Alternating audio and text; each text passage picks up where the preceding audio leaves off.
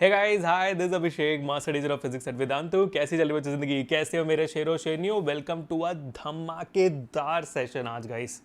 देखो, हमने पिछले 5 साल के पेपर्स को एनालाइज किया और पिछले 5 साल के पेपर्स में से कुछ ऐसे 5 सवाल निकले जो सबसे ज़्यादा रिपीटेड थे और आज हम उन्हीं को सॉल्व करने वाले हैं। अब आप ऑफकोर्स यह अंदाज़ा लगा सकते हो, समझदार को इशारा काफ़ी है कि भाई साहब देखो, अगर ये 5 सवाल इन 5 सालों में इतनी बार रिपीट हुए हैं तो ऑफकोर्स ही बात है बहुत ज़्यादा इंपॉर्टेंट है और इस साल भी ज़रूर आ सकते हैं। और प्री बोर्ड्स के नज़रिए से देखें तो भाई प्री बोर्ड्स में भी डेफिनेटली इनके आने के चांसेस बहुत ज़्यादा हैं। और देखो, हम जाने जानते पेपर लीक करने के लिए, मैं जाना चाहता हूँ पेपर लीक करवाने के लिए, तो मैं इसलिए मैं कह रहा हूँ आप लोगों को ये बात भी बहुत ज़रूरी कि भाई ये 5 सवाल भी बहुत शॉर्ट है और ये आप एग्जामिनेशन में एक्सपेक्ट कर सकते हो डिट्टो टू डिट्टो या तो फिर सिमिलर सवाल। ठीक है, तो आज हम इनको सॉल्व करेंगे सोल्यूशन के साथ और फोड़ाफाड़ी मचाएंगे। लेकिन आज हम फोकस करने वाले हैं इलेक्ट्रिसिटी चैप्टर पे। तो इलेक्ट्रिसिटी चैप्टर के 5 सबसे रिपीटेड सवाल आज हम करेंगे पिछले 5 साल के। अगर आपको ऐसे ही लाइट के लिए, ह्यूमन आई के लिए, मैग्नेटिक इफेक्ट्स के लिए और बाकी सब्जेक्ट्स के लिए भी चाहिए, do let me know in the comment section. अगर इस वीडियो में 24 आवर्स के अंदर 100 कमेंट्स क्रॉस हो जाते हैं तो हम करवा के रहेंगे भाई साहब। ठीक है, तो इस वीडियो को लाइक करना मत भूलना, शेयर करना मत भूलना, सब्सक्राइब मत करना भूलना भाई इस चैनल को, क्योंकि ऐसे अमेजिंग सेशंस आप कहीं पे भी देख लीजिए यही होते हैं। ठीक है, शुरू करें फिर विदाउट स्पेंडिंग एनी टाइम। ज़्यादा वक्त नहीं लूंगा आपका, बस 15 मिनट के अंदर ये 5 सवाल हम कर लेंगे, क्योंकि भाई 15 मिनट से ज़्यादा अगर 5 सवाल के लिए लिया फिर क्या ही किया, है ना।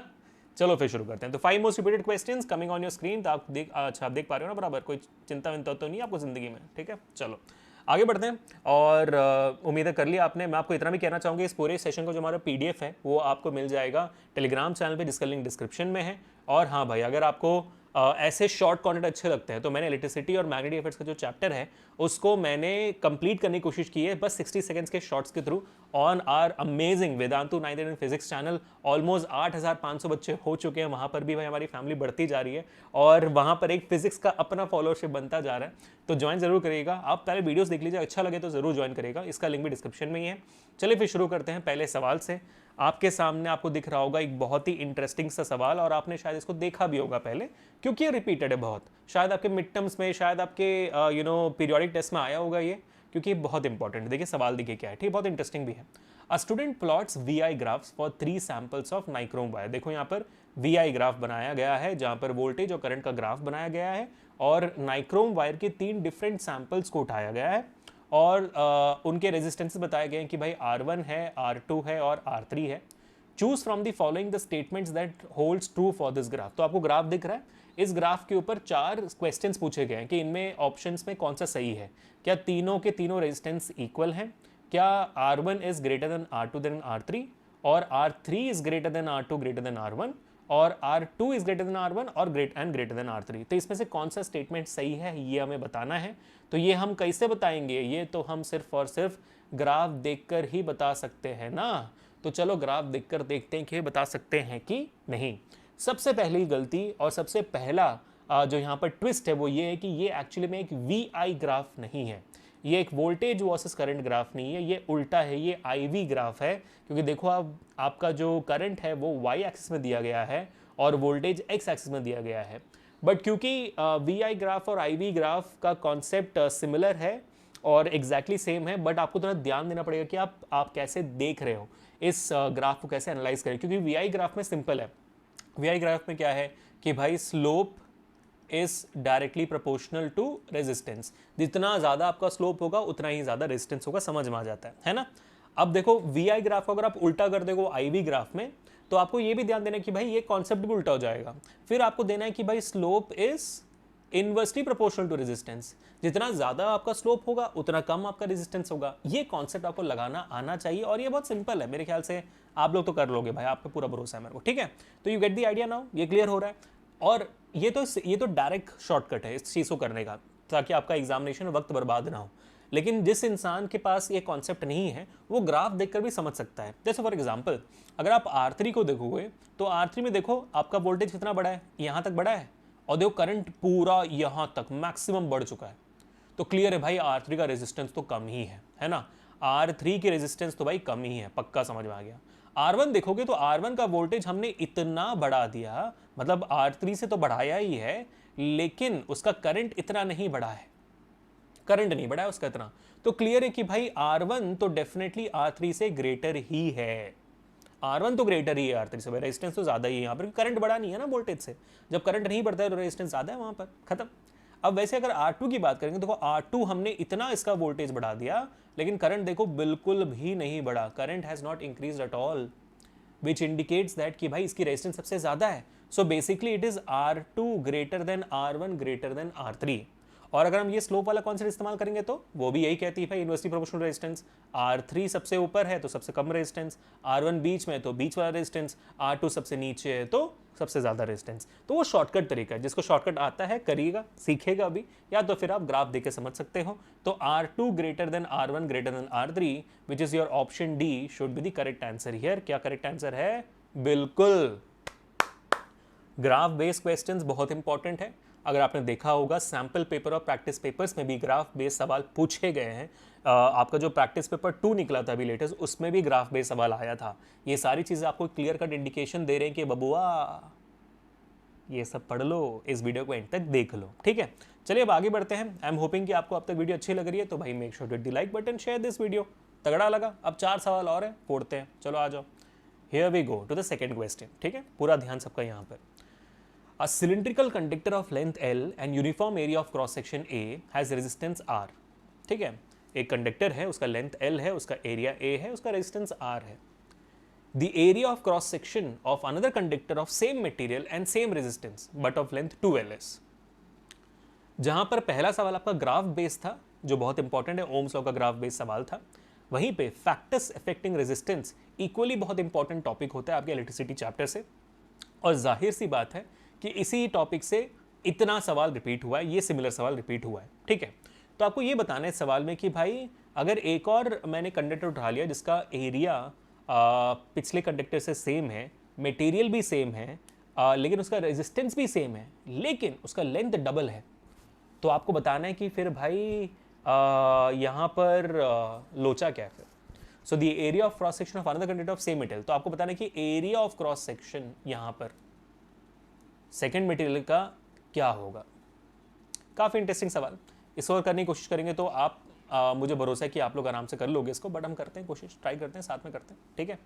चलो, तो इनिशियल में जो रेजिस्टेंस है उसका फॉर्मूला में पता है कि भाई होता है रो एल अपॉन ए, ये इसका फॉर्मूला होता है इनिशियल रेजिस्टेंस, ठीक है। ये पहले वाले कंडक्टर रेजिस्टेंस है जिसका रेजिस्टेंस आर है, लेंथ आपका एल है, एरिया आपका ए है, और मटेरियल है तो रेजिस्टिविटी रो है, मान लेते हैं।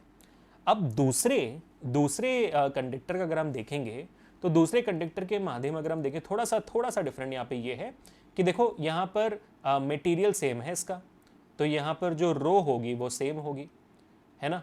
एरिया में निकालना है, रेजिस्टेंस भी सेम है, लेकिन लेंथ इसका पहले वाले से डबल है, तो ये 2L है, सही है। चलो फिर हम एक काम क्या करेंगे, हम जल्दी से इसको सॉल्व करने की कोशिश करते हैं। आ जाओ भाई साहब, चलो जल्दी सॉल्व करो। तो यहाँ पर आपका जो रेजिस्टेंस है, दूसरा रेजिस्टेंस, नया रेजिस्टेंस, उसको हम R2 बोलते हैं, इसको सबको R1 बोलते हैं, ठीक है। तो अगर मैं R2 लिखूंगा तो यहाँ पे क्या लिखूंगा R2 is equal to rho two L2 A2, ये आपका रो L अपॉन A का रेजिस्टेंस का फॉर्मूला हो गया। इसमें हमें पता है कि भाई रो 2 तो इक्वल टू रो 1 ही है, सेम मटेरियल है, तो रो 2 के बदले में रो 1 लिख दूंगा। L2 यहाँ पर क्या है, 2L है, मतलब आपका पिछले वाले लेंथ से डबल है, तो मैं यहाँ पे लिख दूंगा 2L1, ठीक है। A2 मुझे नहीं पता, निकालना है मुझे, ठीक है, मुझे निकालना है। अब मैं क्या करूँगा, अब मैं R2 और R1 का रेशियो निकालूंगा, देखते हैं क्या आता है। तो अगर मैं R2 अपॉन R1 करूँ तो फिर क्या आएगी मेरे को वैल्यू, मुझे आएगी R2 का मुझे मिला है रो 1 2L1 upon A2 divided by rho 1 L1 A1, सही है। इसमें देखो भाई R2 R1 भी कट जाएगा क्योंकि बोला गया है कि सेम रेजिस्टेंस है, करेक्ट है, बोला गया है। तो आपका क्या बच गया भाई, यहाँ पर बच गया आपका 1 लेफ्ट हैंड साइड पे, ठीक है। और यहाँ पे देखो रो 1 भी कट गया, L1 भी कट गया, A1 ऊपर चला जाएगा, है ना। देखो यहाँ पर ये A2 नीचे आ जाएगा, A1 ऊपर चला जाएगा, तो ये बचेगा 2A1 अपॉन A2, यानी कि आपका जो A2 है वो 2 ऑफ A1 हो जाता है ना, यही होना चाहिए। हाँ A1 ऊपर गया तो 2A1 हो गया, तो हाँ A2 becomes equal to 2A1। अगर आपका जो एरिया यहाँ पर वो भी आपके पिछले वाले कंडक्टर्स का डबल है, ये बताया जा रहा है। एक बार आंसर चेकआउट कर लेते हैं। हाँ बिल्कुल, हमारा जवाब बिल्कुल सही है। सोल्यूशन में भी 2A दिया गया है और हाँ भाई 2A is the correct answer. तो फैक्टर सेवेटिंग रेजिस्टेंस से ऐसे जो वर्ड प्रॉब्लम्स होते हैं, मतलब ये बहुत इंपॉर्टेंट है, क्योंकि हम एक्सपेक्ट करते हैं कि फैक्टर सेवेटिंग रेजिस्टेंस से आपका न्यूमेरिकल्स आते हैं, न्यूमेरिकल्स भी आते हैं, लेकिन उससे ज़्यादा वर्ड प्रॉब्लम्स आते हैं, क्योंकि वर्ड प्रॉब्लम्स कंफ्यूजिंग होते हैं। न्यूमेरिकल्स जो होता है उसमें सिर्फ आपको वैल्यू डालनी होती है, स्ट्रेट फॉरवर्ड होता है, R is equal to rho L upon A वाला फॉर्मूला है, उसमें वैल्यू डालो, कैलकुलेशन मिस्टेक हो सकता है तो हो सकता है, लेकिन कुछ समझना नहीं होता है उसमें, सीधा सीधा जवाब निकलता है ना। लेकिन वैसे अगर हम बात करें कि भाई साहब यहाँ पर आपका वर्ड प्रॉब्लम्स में आपको समझना पड़ता है, तो जैसे आपकी सीबीएसई भी फिलहाल कॉम्पिटेंसी की तरफ आगे बढ़ रही है, कॉम्पिटेंसी की तरफ आगे बढ़ रही है, तो वहीं पे आपका वर्ड प्रॉब्लम्स का आना ज़्यादा क्या कहते हैं, वैलिड लगता है, ज़्यादा प्रोबेबल लगता है, क्योंकि वर्ड प्रॉब्लम्स कॉम्पिटेंसी के बेस ज़्यादा आते हैं, है ना। ठीक है, चलो अब आगे बढ़ते हैं। तो क्वेश्चन नंबर 3, ये तो भाई संपूर्ण सर्वगुण बहुत इंपॉर्टेंट सवाल। Right the mathematical expression for joules law of heating. Joules law of heating, heating effect of electric current, extremely important topic, मैंने बहुत बार बताया हुआ है। आपको मैथमेटिकल एक्सप्रेशन देना है जूल्स लॉ ऑफ हीटिंग का, जो ये कहता है कि भाई heat produce in a circuit is directly proportional to the square of the current, it's proportional to the resistance of the conductor, it's also proportional to the time the current flows in the conductor। तीनों को मिलाया जाएगा तो आपके सामने आ जाएगा H is equal to I square R T. ये है आपका जूल्स लॉ ऑफ हीटिंग का मैथमेटिकल एक्सप्रेशन। ये लिखकर ही आपको ये तीसरा चौथा लाइन भी लिखना है, इसको लिखे बिना चौथा लाइन मत, सीधा फॉर्मूला मत लिख देना, आपको पूरा मार्क्स नहीं मिलेगा। ठीक है, अब दूसरा, कंप्यूट द हीट जनरेटेड, ये तो सीबीएसई का सवाल है, सीबीएसई बोल रहा है, एनसीईआरटी का सवाल है। Compute the heat generated while transferring 96,000 coulomb of charge. तो आपको यहाँ पर चार्ज दिया गया है 96,000 कूलम्स, ठीक है, of charge in 2 hours, time दिया गया है 2 घंटे, थ्रू अ पोटेंशियल डिफरेंस आपको वोल्टेज दी गई है 40 वोल्ट। आपको यहाँ पर कैलकुलेट करके बताना है कि भाई यहाँ पर कितनी हीट जनरेट होगी। तो यार हीट का H is equal to I square R T के अलावा भी बहुत सारे फॉर्मूलाज हैं, जैसे वी क्यू अपॉन टी, ठीक है, उसको आप यहाँ पर हीट के फॉर्मूला से भी डिराइव कर सकते हो, मैं आपको करके दिखाता हूँ। ठीक है, जैसे अगर जिनको डायरेक्टली याद नहीं होता ना, मैं बता दूँ, जैसे क्यू टी और वी के थ्रू आपको निकालना है यहाँ पर, है ना। तो आप जनरली क्या कर सकते हो, सर आई के बदले में क्या क्यू टी लिख सकता हूँ, हाँ बिल्कुल, क्यू अपॉन टी आई होती है, लिख सकते हो बिल्कुल, कोई इशू नहीं है वहाँ पर। फिर आर तो है नहीं यहाँ पे, आर का क्या करोगे, है ना।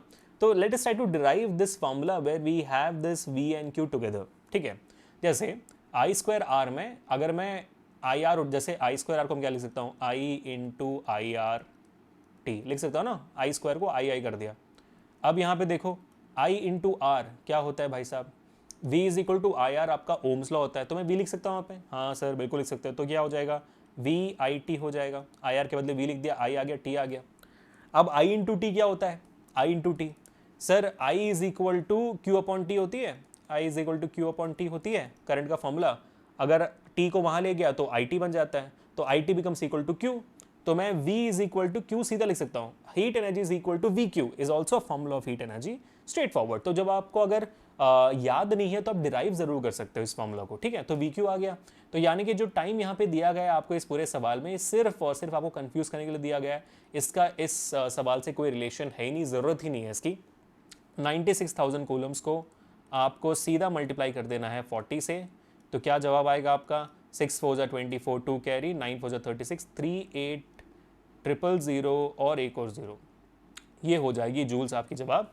और you can write down it as 3840 kilo joules, है ना, ये जवाब हो जाता है आपका मेरे ख्याल से। यही होना चाहिए, हाँ बिल्कुल, देखो हमने बिल्कुल सही बोला है, 3840 किलो जूल्स और 3.840 इंटू 10⁻6 जूल्स, बिल्कुल सही। ठीक है बच्चों, तो ये था आपके सामने बहुत ही इंटरेस्टिंग तीसरा सवाल, जो मुझे लगता है कि बहुत इंपॉर्टेंट है, बहुत बार आ चुका है, एंड ये सवाल भी बहुत टिपिकल है। मैंने मेरे बहुत सारे शॉर्ट्स में, बहुत सारे मोस्ट रिपीटेड क्वेश्चंस और टॉपिक्स के वीडियोस में बताया हुआ है कि ओम्स लॉ का सवाल जो एक सर्किट से रिलेटेड हो बहुत बार आता है, और यही वो एक सवाल है जो one of the most commonly repeated type of question है इन द बोर्ड एग्जामिनेशन। थोड़ा सा गौर फरमाते हैं इस टॉपिक पे, ध्यान दीजिए पूरा। Draw schematic diagram of a circuit consisting of a battery of 3 cells. चलो बनाना शुरू करते हैं, ठीक है। आपको एक डायग्राम बनाना है जिसमें बैटरी के 3 सेल्स है ऑफ 2 वोल्टेज, ठीक है। तो 3 सेल बना लो पहले, 1 2 3, ठीक है, इसको प्लस लिख दिया, इसको नेगेटिव लिख दिया। 2 वोल्ट के 3 बैटरी हैं तो ये हो गए 6 वोल्ट। और क्या है भाई, a combination of 3 resistors of 10 ohm 20 ohm and 30 ohm connected in parallel. अच्छा, तो इसके सीधे ऑपोजिट में आप बना दीजिए, ये हुआ 10 ओम 20 ओम, ठीक है, और ये हो गया 30 ओम, तो ये हो गया 10 20 30, ठीक है। और क्या भाई, इन पैरेलल बना दिया। अब plug key and an ammeter all connected in series, ठीक है। अब इसके साथ हम यहाँ पर एक एम मीटर जोड़ देते हैं, A1 ए लगा देते हैं यहाँ पर, और यहाँ पर एक स्विच लगा देते हैं। बहुत बढ़िया, ऑसम, ठीक है। तो यहाँ पर एम मीटर का पॉजिटिव बैटरी के पॉजिटिव से लगेगा, एम मीटर का नेगेटिव बैटरी के नेगेटिव से लगेगा, ये बहुत ज़रूरी है याद रखना, ठीक है। तो ये आपका सर्किट कंप्लीट हो गया, इतना ही है और कुछ भी नहीं है। तो आपको इस चीज़ के लिए ये 5 मार्क्स का सवाल है बेटा, तो आपको ये पहले पार्ट के लिए आपको पूरा का पूरा 2 मार्क्स मिल जाएगा। अब जो नीचे के 3 सवाल है उस सब के लिए आपको एक मार्क्स है, ठीक है। अब पहला सवाल क्या है, करंट थ्रू ईच रजिस्टर, आपको ईच रजिस्टर के अक्रॉस करंट निकालनी है। Total current the circuit, total effective resistance in the circuit, आपको टोटल रेजिस्टेंस भी निकालना है, टोटल करंट भी निकालना। हम उल्टा करते हैं, क्योंकि जब आप इस सवाल को उल्टा करते हैं तो आसान पड़ता है, आपको टोटल रेजिस्टेंस निकालना इजी हो जाता है सबसे ज़्यादा, है ना। तो let us try to find out the total resistance first. एक बार निकाल देते हैं जल्दी से। टोटल रेजिस्टेंस के लिए क्या फॉर्मूला लगेगा भाई, 1/RP का फॉर्मूला लगेगा, 1/R1 plus 1/R2 plus 1/R3।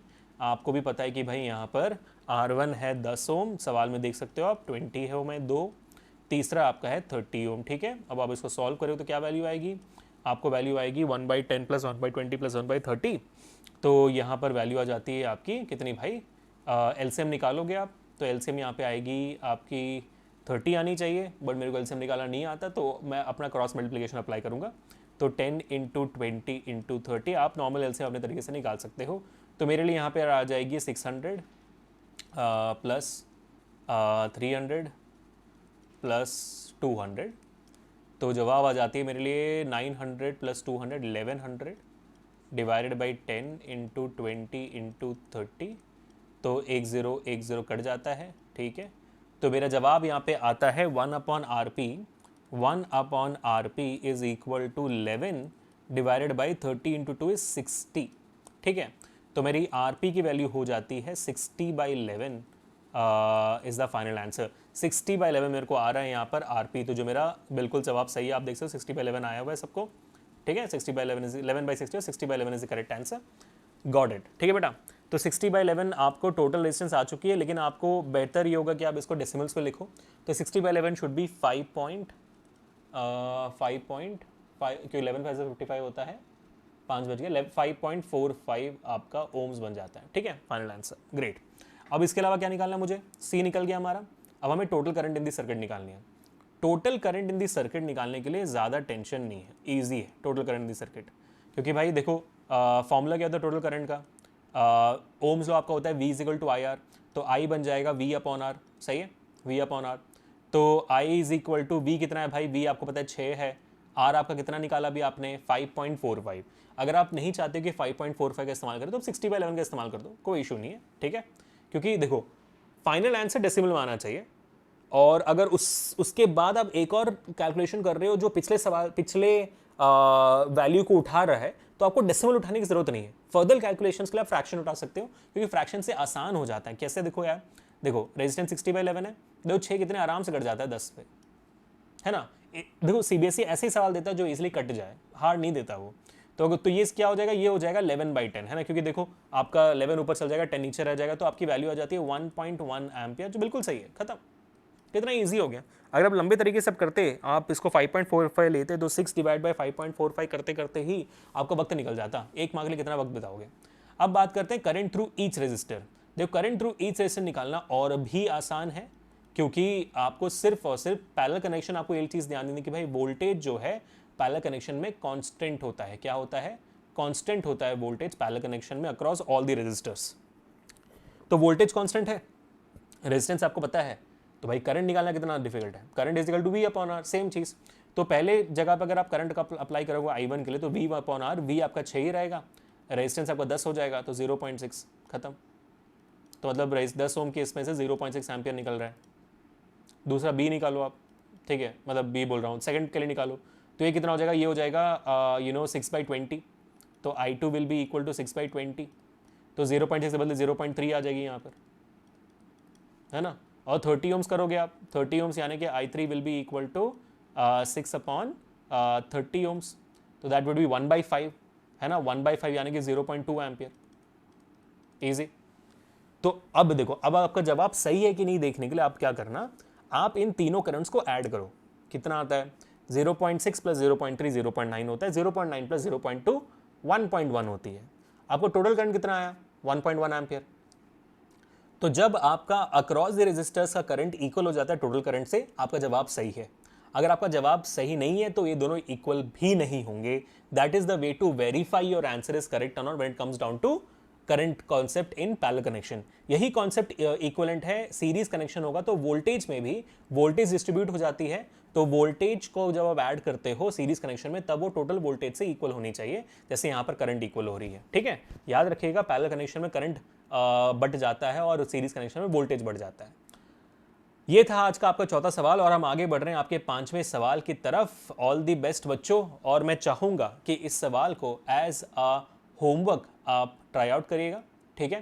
पहला जो पार्ट है उसको मैं कर देता हूं, दूसरे पार्ट को भी मैं कर दूंगा, लेकिन तीसरा जो पार्ट है वो आपको होमवर्क ऐसे होमवर्क लेना है, क्योंकि भाई कुछ तो आपको भी करना है ना, कोशिश तो आपको भी करनी है। जैसे पहला पार्ट क्या कहता है, पहला पार्ट कहता है स्टेट ओम्स लॉ।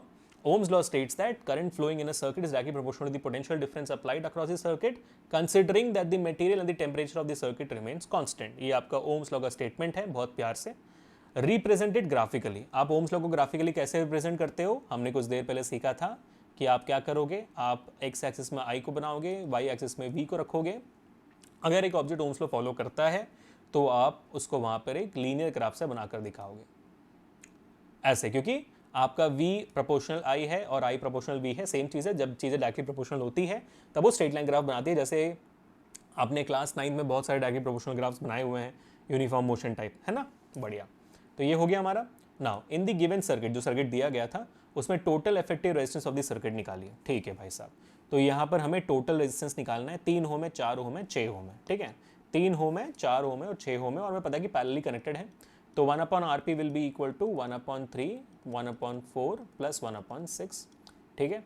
इसमें भी आप चाहो तो अपने तरीके से एलसीएम निकाल सकते हो, मैं क्रॉस मल्टीप्लिकेशन करूंगा, 3 × 4 × 6, तो मेरा जवाब यहाँ पे आएगा 24 18 12, ठीक है। 24 12 हो जाता है 36, 36 18 हो जाती है 54, 54 डिवाइड बाई 3 × 4 × 6, तो ऑफकोर्स 6 1 जा 6 9 जा 3 1 जा 3 3 जा, हमारा यहाँ पर वैल्यू आ जाता है 3/4, तो RP will be equal to 4/3, और 4/3 मेरे ख्याल से 1.33 करके जाता रहता है ना, तो 1.33 ओम शुड बी द आंसर। देख लेते हैं एक बार, हाँ 1.33 ओम्स बिल्कुल सही जवाब है। आपको अब इसका जो सेकंड पार्ट है वो मुझे एज अ होमवर्क बताना है आपके कमेंट सेक्शन में, ठीक है। तो along with the spam 24 hours के अंदर, जैसे मैंने कहा था, अगर 100 कमेंट्स हो जाते हैं तो मैं इसे मैग्नेटिक इफेक्ट्स के लिए भी करूंगा, लाइट के लिए भी करूंगा, ह्यूमन आई के लिए करूंगा। इनफैक्ट मैं बाकी टीचर्स से ये भी रिक्वेस्ट करूंगा कि आप भी अपने अपने सब्जेक्ट्स के लिए चैप्टर वाइज हो सके तो 5 मोस्ट इंपॉर्टेंट 5 मोस्ट रिपीटेड सवाल पिछले 5 साल के जरूर करवाएं। साथ ही आप ये होमवर्क का जवाब भी देना, और मैं आपको ये भी याद दिलाना चाहता हूँ कि भाई साहब पूरे सेशन का PDF आपको हमारे टेलीग्राम चैनल पे मिल जाएगा, इसका लिंक डिस्क्रिप्शन में है हर सब्जेक्ट के लिए। और अगर आपको ऐसे ही शॉर्ट्स कंटेंट अच्छे लगते हैं तो भाई साहब आपको पता होना चाहिए कि हमारा एक वेदांतु 9th फिजिक्स का शॉर्ट्स का चैनल भी है, बढ़िया है, उसका लिंक भी डिस्क्रिप्शन में चेकआउट जरूर करना। एंड अगर आप मुझसे पर्सनली कनेक्ट करना चाहते हो तो मेरा इंस्टाग्राम ID है अभिषेक_वेदांतु, वहाँ पर भी आप मुझसे कनेक्ट कर सकते हो, मैं रिप्लाई कर देता हूँ जितना हो सकता है। हाँ, और make sure hit the like button, share this, subscribe to the channel guys, really means a lot you watching this video. I hope आपको अच्छा लगा होगा ये नया सीरीज भी। Let me know in the comment section, ठीक है। तो मिलते हैं, bye bye, take care, and I will see guys in next one, and until then this Abhishek signing off for today. एक थंडर आईफे के साथ मिलते हैं नेक्स्ट सेशन में। Peace people.